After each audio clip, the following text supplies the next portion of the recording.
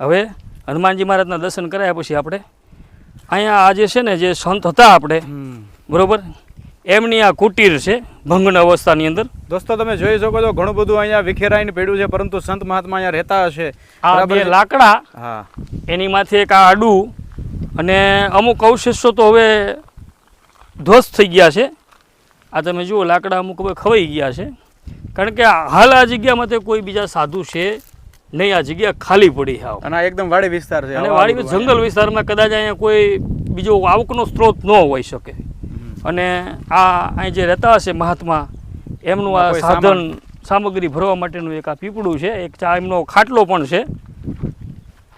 શૈલેષભાઈ હવે આગળ છે ને કાંટા કાંકરા અતિશય એટલે ચંપલ પહેરી લો, ચંપલ પહેરી લો, કારણ કે હવે આપણે જે દેખાડવા જવું છે ને અહીંયા થોડુંક કાંટા ને એવું છે જ તે બરોબર.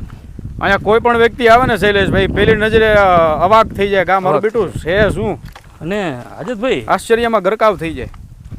ખરેખર આ જગ્યા રહી ને એ આમ આકર્ષણ વાળી છે, ઉર્જાવાન છે, આકર્ષણ ને ઉર્જાવાન છે.